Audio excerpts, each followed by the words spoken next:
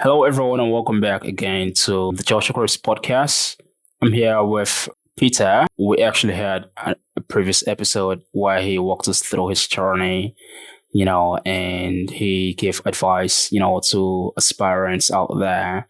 You definitely want to check that one out first. But this is a continuation of that one. So, yeah, today we're going to be going through just a few more questions to talk about some things, technical questions, and he's gonna be giving us his insights into those. Um, Good to have you back again. It's now the recording was actually done. It's still the same day. We took a break and we came back for this. So how's it going, man? Yeah, not bad. Just had breakfast. Oh yeah, cool. Awesome. All right. So here's the first question, of course. As a software engineer, what's the most technically challenging project you've worked on? And also, can you share or walk us through the problem and your approach to solving it, the impact it had and all of that? Yeah, I think the most every project actually comes with its own challenges. So, like I used to say, as a software engineer, when you go to work every Monday, I don't know what to expect really. So I'm just like open-minded to say, okay, my question is, how can I contribute today? How can I solve this problem you're facing today? So, as a problem solver perspective, that's what I always like to come out with. So, I'm very open. I'm not technology agnostic.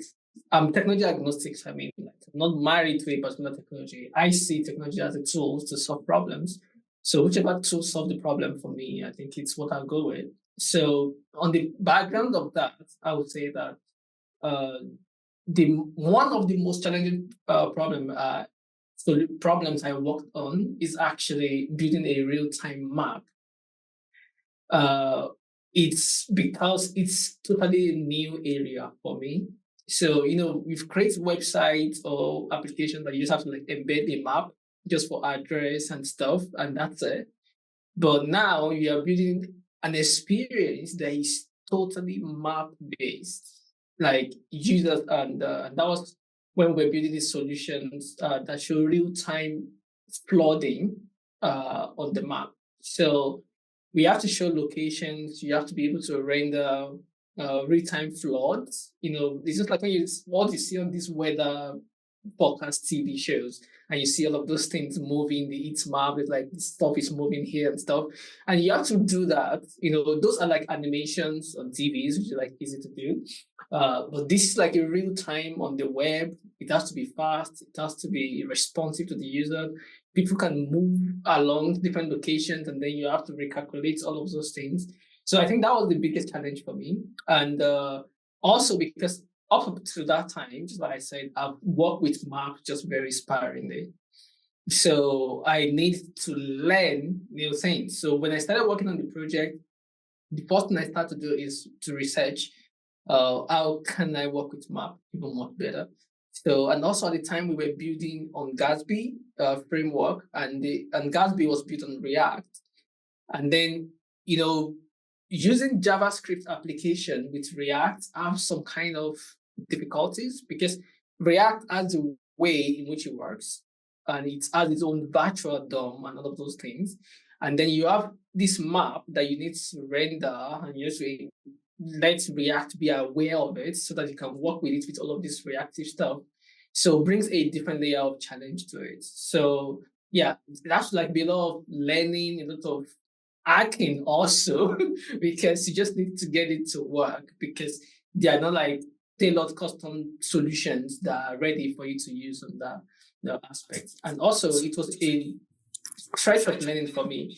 And where I go about it really was stepping back from work and learning new things every weekend, and then applying that to the problem that I have to face and work. And I was able to overcome that. So, and the impact was like, this solution will also deploy in Kenya with British Red Cross in Kenya, British Red Cross partnership with Kenya Red Cross. So because of some areas that susceptible to flood there. And that was like something I was excited about because I could be able to build these solutions that a country in Africa, could use. Yeah. Coming from me that I contribute to that. So that was really proud moment. Yeah. Let's talk about factors to consider when you're building an application. Of course, speed, performance. UI, UX. The user experience. Specifically and stuff like that. Um, let's talk about scalability. All right. I do want to know if you can share with us your approach, to building systems that can scale efficiently, and you could talk also about the key design principles you employ to enhance, speed and performance, stuff like that. What do you consider when you have scalability in mind when building a project or an application? I think the most important thing I would say is that scalability is perspective. Okay. So I know a lot of us like fall into these loopholes that when we are building solution, we start to think about scale immediately. So especially for startups, if you're a startup, you're still building, you don't have million user yet. And then you're like, oh, I'm designing to scale to billion users. Like you don't even figure if people are going to like what you're building yet. So I want us to have that at the back of our mind. Like when we are building solutions as software engineers, we want to design for our customers, our target audience. Who are they? So that profiling is very, very important. I consider that a lot when I'm building solutions.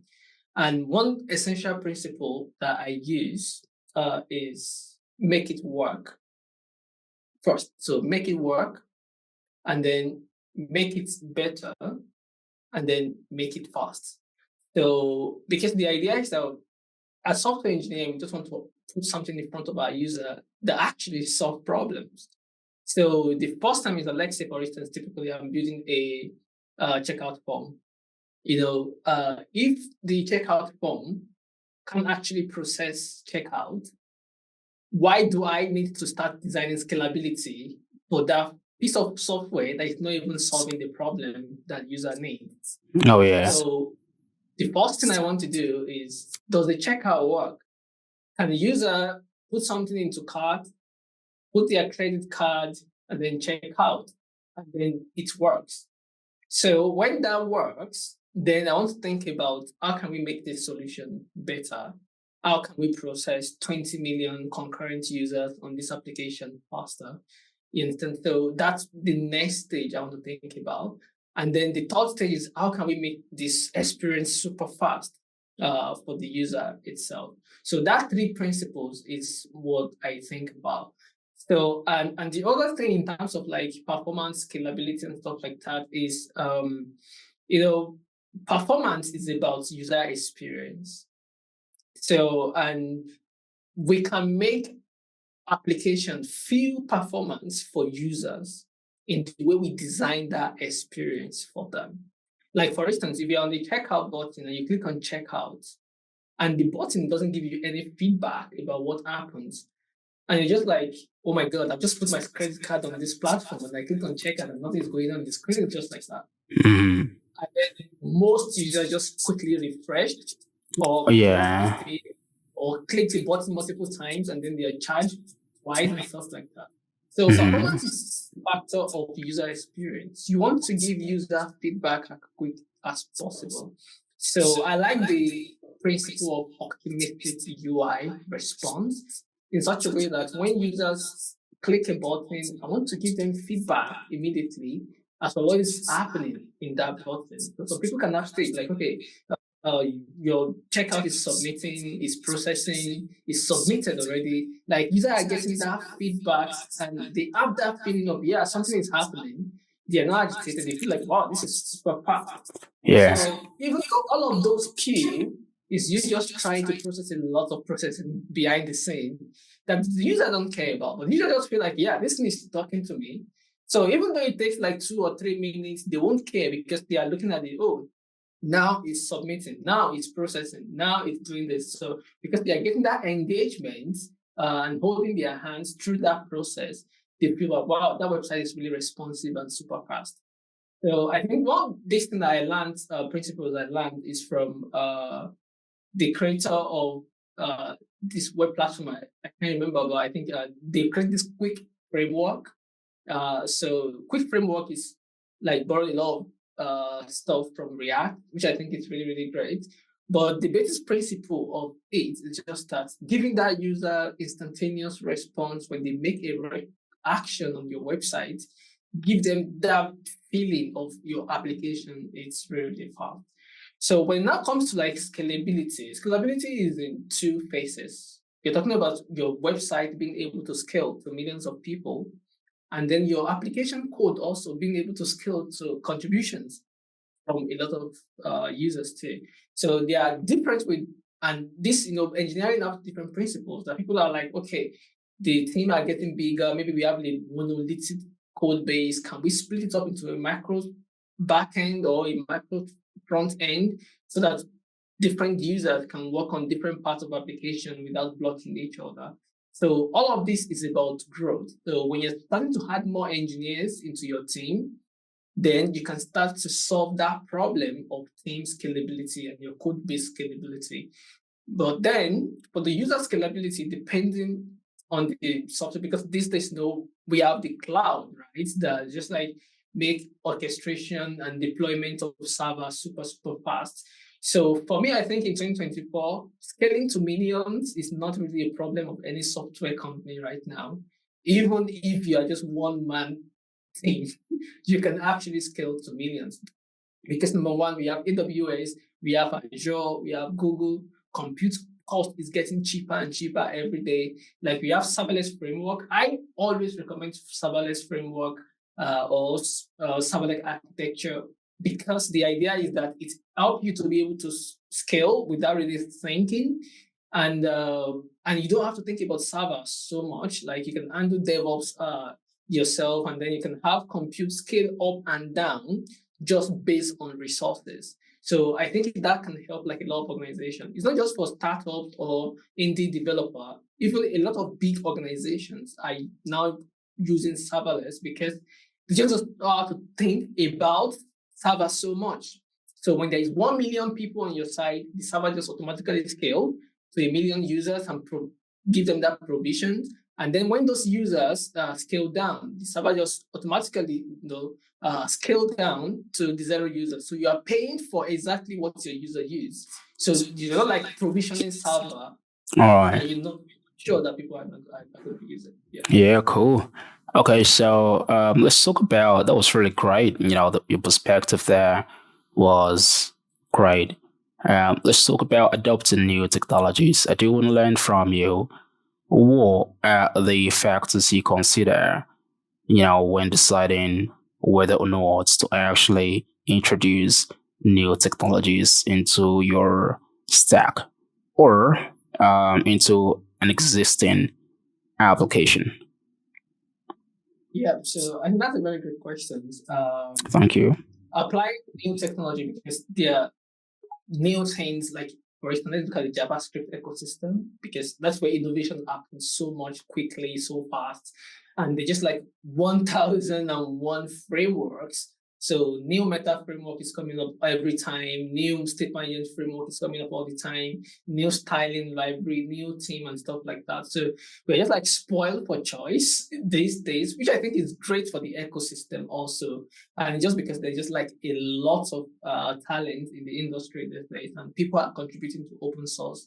So which is giving company a lot of opportunity to be able to have choice. And also there is competition. Where there is competition, frameworks are like pushing themselves to get better.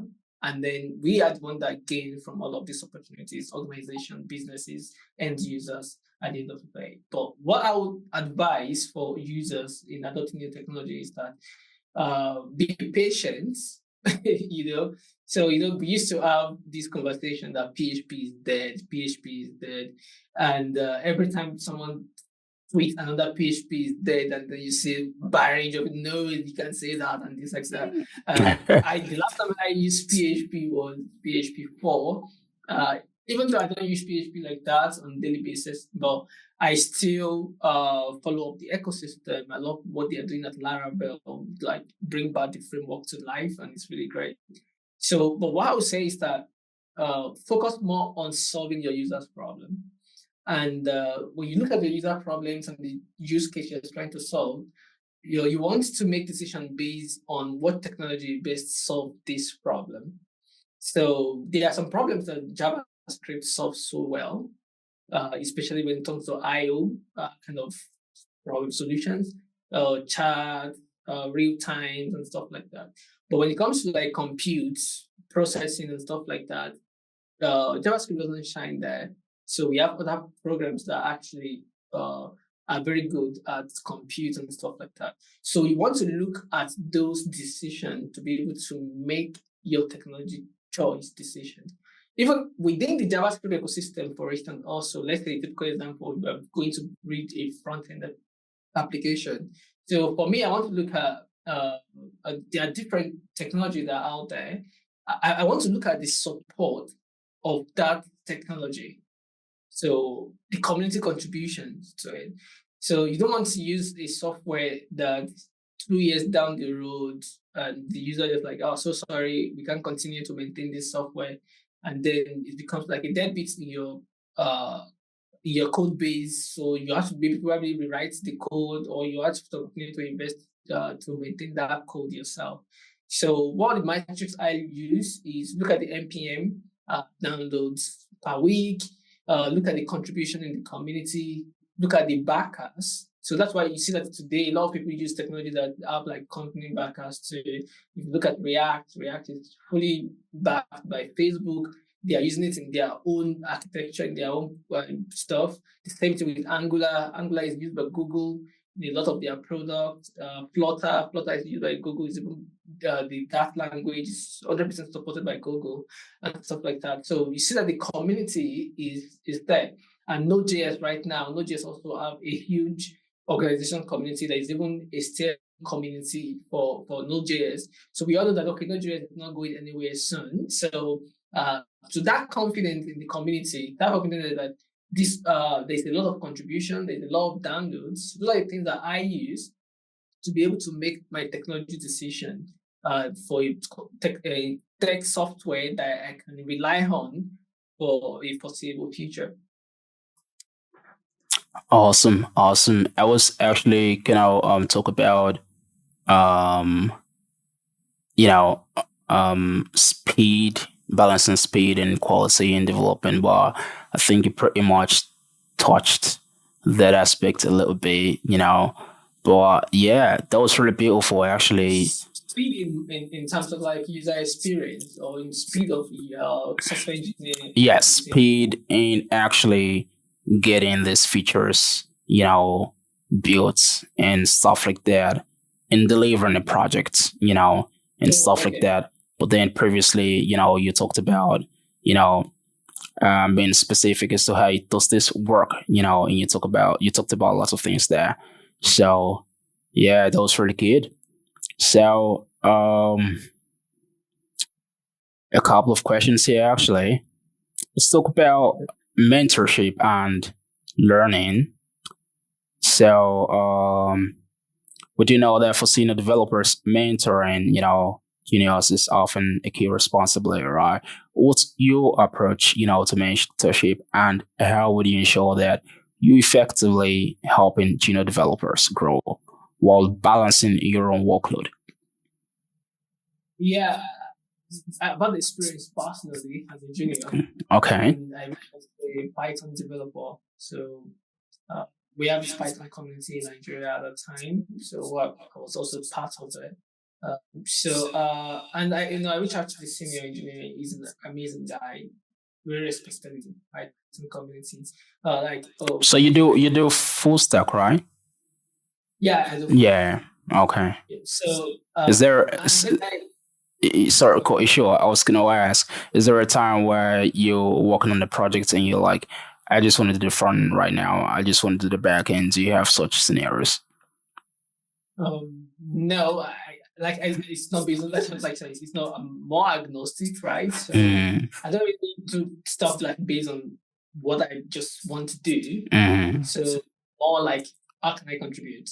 yeah, So I that's need to cool. build an API, I just build it. If I Yeah. need to build, I like if, yeah, I just contribute that. So depending Okay. on the team dynamics, so I can always help. So like in my current team now, I'm the strongest front end engineer there, even Oh though I have yeah. API, but Yeah. because I could do front end stuff quickly and faster, and I've had a lot of experience there, so I just do it more. And All obviously, we right. have more backend guys, so who are more like core backend guys, but they also Yeah. contribute on front times. But Oh I yeah. just spend more time like building all of the uh, custom component infrastructure and everything around front end, and then they can just like pick it up and contribute quickly. Yeah, Okay. Yeah. So we're talking about mentor engineers. yeah. So when I was talking to him, he was just like, so it's so busy and stuff like that. So I understand how it could be for senior engineers. You can be very, very busy. Sometimes, like if you're a senior engineer that contributes a lot of code, also, the pressure to deliver and everything can make it difficult uh, for senior engineers to mentor. But for me, I think I just like see that a personal passion. In the previous episode, we talked about you understanding what you stand for, and what you love to do. You know that all the period while I was still trying to get a job, I was mentoring people on getting job, and a lot of my mentees were getting hired. Awesome. Yeah, Yeah. so it could be that hard. So I was talking to people every weekend, giving them direction. Like I was reviewing their portfolio, giving them interview tips, and I was still here. I've not even got a job yet because I'm still trying to get hired. So, and that's the responsibility, and that's how I took it personally. Yeah. So for me, I think it's more like a personal goal to be able to like help others. And because I come from a background that I felt like I've been helped a lot. Coming from a very small town in Nigeria, you understand, to where I am today. So I believe I've been really, really helped. That's So very humbling and inspirational. yeah, Both. vision to be able to like contribute and support other people. I was Mandela Washington Fellowship, in which I was fully sponsored to the US. I studied in Kellogg Business School, all paid for. Awesome. I won the Union Bank Centenary Innovation Award. Also got some grants there. I got some contracts with Union Bank at some point, and also I got a full scholarship to study in Germany. So all of these things, I just feel like uh, is an opportunity that a lot of people don't have access to. Yeah. So the only way for me to give back is to share all of this wealth of knowledge. So I have a lot of my friends that charge $300 for 30 minutes mentoring session. All of my mentoring sessions have been free. I've never charged for mentoring session before. You understand? So just because I just felt like it will help a lot of people. Not a lot of people will be Mandela Washington Fellowship. They just pick a handful of people. The first fellowship I was selected for was just like 20 of us from around the world. So only two of us from Africa got on this fellowship. So you can see how competitive some of this opportunity could be. So because of that, I want to use that opportunity to be able to give back to the community, and I've been able to like mentor like a lot of people, and mentoring also allow me to grow personally because mentoring is two-way things. You understand? Because sometimes your own fear that you have, you see someone have similar thing, and then you help them go through it. You are helping yourself too. So all of my mentoring sessions have always helped me to be better too. So it's more of like I'm learning and we are encouraging each other. So that's why I encourage a lot of seniors. Like you don't have to do too much, like I do. You could just do like once that platforms that will help you get started. And you can actually maintain your calendar if you want. Even now, I've reduced mine a little bit because I had twins recently. So, and it's becoming more, yeah, yeah, Congratulations. yeah, thank you. They are 2 years old now anyway. Oh, awesome. So, because of that, so I still reduce my availability. But every weekend, I still give Saturday and Sunday. I still Awesome. give few hours of mentoring for free for people. So it will help a lot. It will Yeah. help you in job. It will help you in communications. It will help you in leadership also. So yeah, and it's you can never tell. A lot of people I've mentored people who are like 13 years my senior Mm. in software engineering.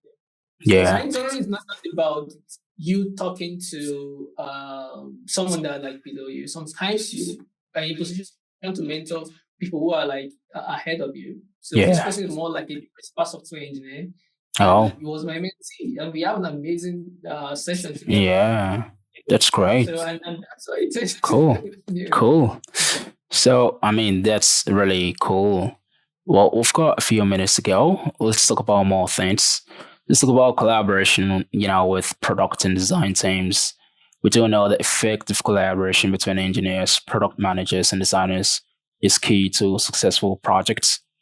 So, what's your approach to working with these teams, and how do you ensure that engineering and design goals stay aligned? Yeah. So for me, I think I would say I was very fortunate to come from a design background. Oh, yeah. So I came from a design background. I have engineering backgrounds in terms of hardware. So I've always liked full stack. There was a time I was working for an NGO. I was like in the whole department because I was just like basically doing everything from ops to front end to back end to communications to design and stuff. So I think these opportunities have allowed me to be able to see from a designer perspective, to be able to see from a coder perspective, and that have helped me to easily streamline working in any team. So because of that, I've not really have a lot of problem with it. So, but what I would just advise is that just try to put other people, have compassion.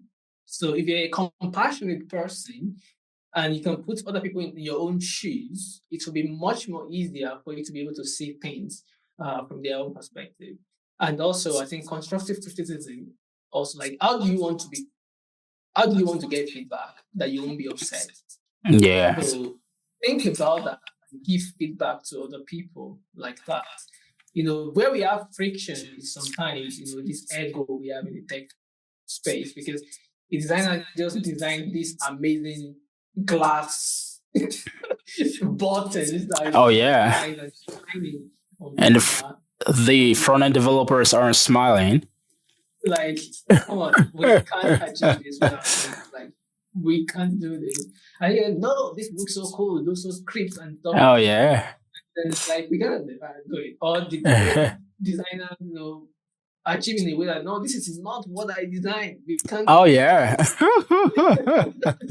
You understand? So I think the Yeah. idea is also to take all the emotion away and look at what does the user want. Yeah. I've also been in a team like that designers are designing this amazing custom UIs and stuff like that. We're actually working on a mobile app application, React Native, because I do mobile too. So and I was telling them that okay, this is shining and nice, but then we have some constraints. Number one, we are building for mobile and stuff like that. Maybe if you are using Flutter, those design will be much more easier to do.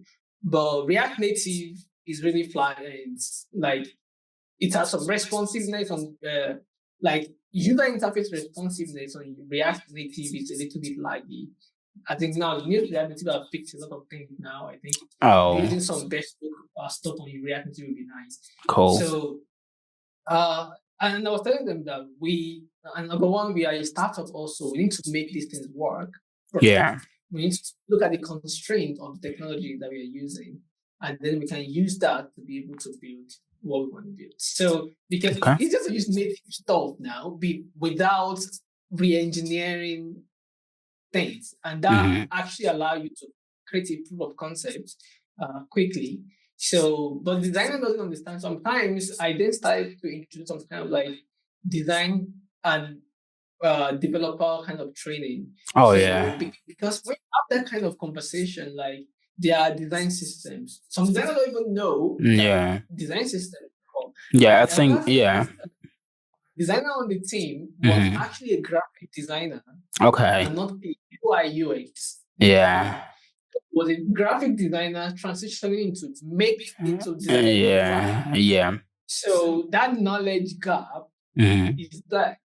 So Yeah. sometimes just understanding your team, understanding the knowledge they have, and then see if you're like, okay, look at material UI design. These are the constraints that we have. Look at iOS design framework. These are the constraints that we have. So when they see that, then they can be able to like, oh, okay, this is how these things work on mobile. This is how these things work on stuff and things like that. And then it will be much more easier. I think training and communication will go a long way to help. Absolutely lovely training and communication. Training is important. I had this, episode with Amy, and I did say that, you know, there's a saying that goes, um, anything worth doing is worth, what would you say? Let me ask you that completely. Anything worth doing is worth, Yeah, I think what I would say is that anything that is worth doing, it's worth starting, right? yeah, Because once you start, if you don't start, you don't know what the end result is, and yeah, you'll a never lot know, of, yeah, right? that's cool. But if we don't start something, we don't know what the Absolutely. outcome is going to be. So if Elon Musk doesn't start Starlink, you will never know that he's going to catch a dropping booster Yeah, somewhere. So it's that starting that actually change everything. So that's everything that right. is what starting. Yeah. Yeah, a lot of people actually do say anything worth doing is worth doing well. You do know that one as well. But Yeah. here's mine. Anything worth doing is worth training for. It's another one. Yeah. Think on that. Yeah. Yeah. So I did say to her that if you've got a team and you study everyone, where they're at, and you want them to come up to another level of excellence, for you to demand that, you need to have trained them. And you talked about internal training, and Yeah. stuff like that. So pretty awesome. I mean, there's a lot to talk about just on that. But because of time, I do want to ask you about this. Looking forward, what trends or emerging technologies are you most excited about in software engineering, and how do you see the role of a software engineer evolving in the next few years? So let's talk about the future of software engineering. And of course, you could go, far and talk about AI and all of that. Yeah. So I think when people talk about it, I'm not a kind of a feature guy. I'm a kind of a present guy. It's not as if I'm not aware of the future or how things are going to change. But what I'm just aware of is that uh, the present build the foundation of the future that we have. So there is a saying that said the future is not something that we walk into. So the future is something that we build. That's right. So every decision that we are making right now is actually preparing us for future. Yeah. So future and market trends are two different things. Yeah. You know, a lot of people use market trends to determine what future is. So let me give you an example and why a lot of them were wrong. Just 5 years ago, everything was all about Web3. Everyone was so sure Web3 is the next big thing, is what's going to change the world all over. You understand? You start seeing websites, social media, Web3, you start everything like blockchain is going to be everything. It's going to be how we spend money, it's going to be how we live. That is the future.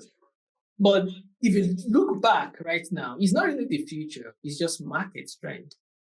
You understand? So, and that way it works. It was just market trend because there were during those period of those blockchain crazy and frenzy, there were Sam Altman with his team in the back of a house trying to build ChatGPT 2, That's right. and That's nobody right.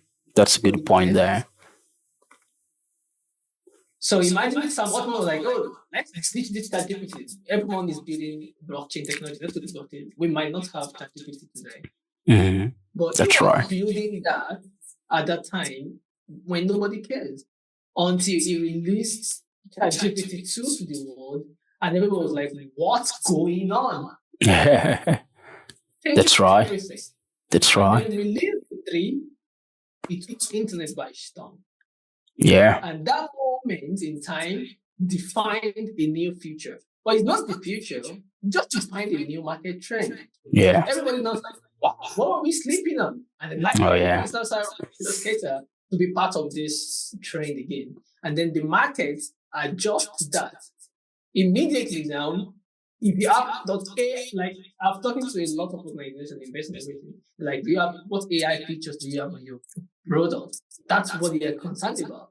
Oh yeah. Whatever AI feature you have, they just want they will give you money to do it. You understand? Awesome. So that's responding to the market. So getting that out of the way, the Yeah. future is not market trends at all.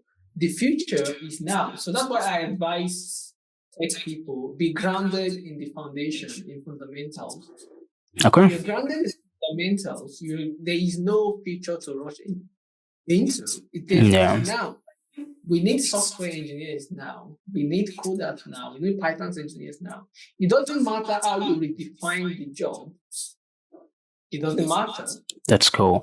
They're using the same tools. Like AI, for instance, is still using mathematics. Like, we've been using it forever. Statistics is still using Yeah. statistics forever. There's no new programming language for AI. So the idea of that frenzy market trends, it's what a lot of us run after, but we forgot the fundamentals. So if you understand fundamentals, you can also, the only thing you want to do is learn new things. Mhm. So, but without the knowledge of the fundamentals of software engineering, of technology, if you look at all of the software engineers or all of the engineers that are working at OpenAI today, as X, at all of these big companies, revolutionary AI, Yeah. they didn't come from space. Yeah, that's cool. You know, they Yeah. were just who are using the same fundamental knowledge in new ways. All right. Yeah. Yeah, sure. That That's what- totally makes sense. Great. Great. That's what Yeah. product. So, and that's why I tell every junior software engineers, learn your fundamentals. Yeah. These fundamentals, always apply it. That's what engineering is all about. Sure. Engineering is applying those principles in new ways. That's what innovation. That's what Lovely. innovation comes. So yeah, tell me in the chats, guys. We should have Peter back again. I mean, so much to talk about. You know, yeah. So yeah, those were the beautiful. Thank you for that. I know definitely your audience would actually want you to go over certain topics and stuff like that. We could actually do something like that. Probably I could even have another, software engineer join us on the call and stuff like that, make it more engaging and stuff. But of course, yeah. So that be all for now. We've gone over that. Thank you again for doing this. And yeah, hopefully we're gonna have that other session episode, so the audience can get more. I know they're like, oh my god, we should keep going. Yeah. All right. Thank you so much, Pete. I appreciate it. Thank you for your time and thank you for sharing your insights with our audience. Yeah, thank you very much, Joshua. I really appreciate it. My pleasure. So have a beautiful rest of your day and we'll see you on the next episode.